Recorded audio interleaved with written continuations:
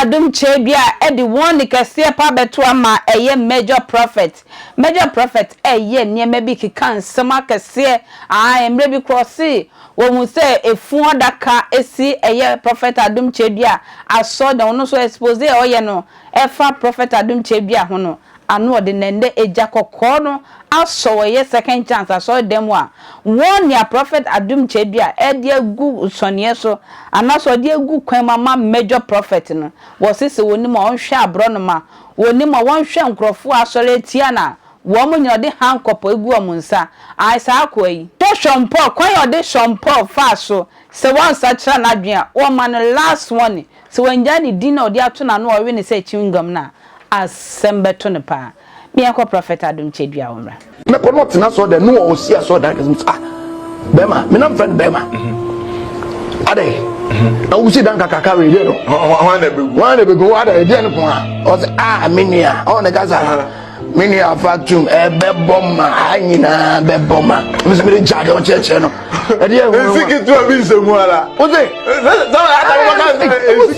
de na be bomma yes mu da gra hwe ya that time be na me pija ba na e dan no so too much ngo na yo maso wa mo na be no na da na be tuma so se nkonyo we sam uni ni nkonyo no from say no o se say ya bia be 10 say ya e say ya e si be mfansa 20 men kwati asofo big na yese say oboase ogu me ma sorry o de en sha ho so ye na keka de wo pe me be toa sha so ma wo be hunu de me yo wo betuma gu me ma ensem hunu kwa me de asori ye de na wa be gu no me ba osofo bi etuma gina me pen na wo ya hwan ya wo betuma gu me asori o ti social me ma last one sa osofo no da be kama sem de me pa so sa wa chini nya juma me ma last one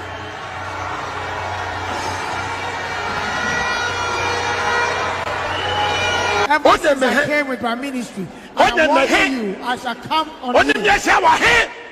Where do you know me? And where do you ever meet me? Aya, Abuasefo, mon come out. Bra me ba Abuasemo amowo ho. TV for mon interview. Obi ankyere bra me adom. Ma sorry gu Obuase pen. Obi ankyere. Bra me ba Obuase. E dey na to me. Obi ankyere. What is social media so? Tabe opa nkwase dini agia. Me so na odefa. Me ba zo bribi na o sha dia wepe. Yes. So for no kekasa munimono. Bacho there be you. Aya hwan Yes, this is the major. Pacho. The mic natural me nipa hwan na kasa sam. Your friend major no Kenyans. Mo no social media. Pacho hwan no. O see a friend major no Kenyans. Na chini nya ju. Sir, no Kenyans.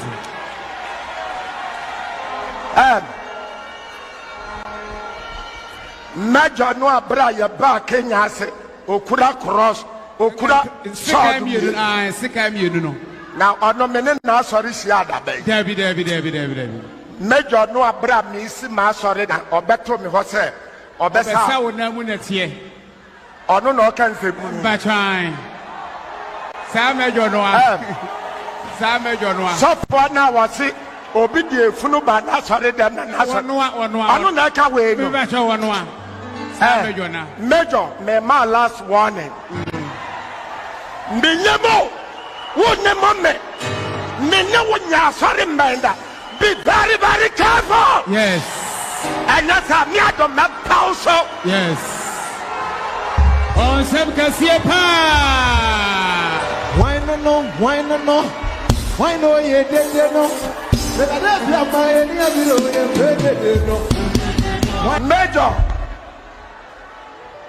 wa sonne wa fefa nya meso Kumase baby a wa sori na wa ton no wono ane de meme so me de wono yantamo te se katapo ha ane poku ase sa emotwe pa odi me lemu Debi ana me ni wo lemu Na ma shawo so de bia pese o de wa no efefa me ho.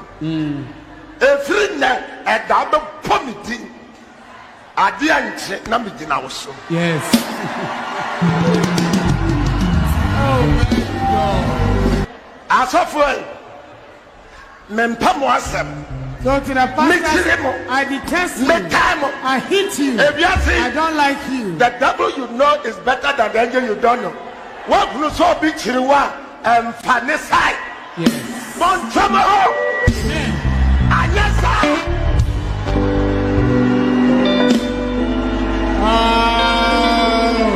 Yes.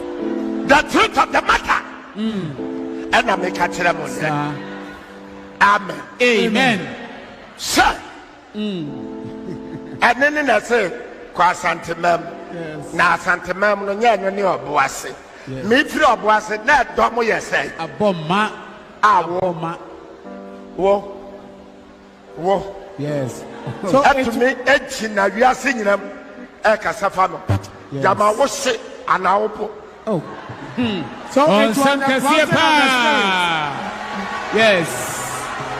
Yes. That asked me to go into the Ashanti kingdom. Are you Major a weed smoker or a drunkard? Why sorry Guyansa Namini Pie? No question. Mesrao. Your church even Say why collapsed sorry before I Guyan came I out. felt Trimo Mesrao. Why sorry Guyansa Namini Pie? No your question. church even Be collapsed more before I than came careful. out. Yes. If this is what has given you that traumatic effect, yes, please be more than careful. No question. Come make sure send me a bema. Yes. Then I will prove to you that I am a man. Amen. Amen. Montieme. The truth of the matter. And until men never know. Asamu wo ho. Eyaw die wo ho. Osuru so. Jesus. Osuru bra. Oh. Yes. Now this explains why I am always serious and so on. Because the heaven is in pain, it is very bitter and always weeping. Made in the enemy. I mean, I get a discussion. Why?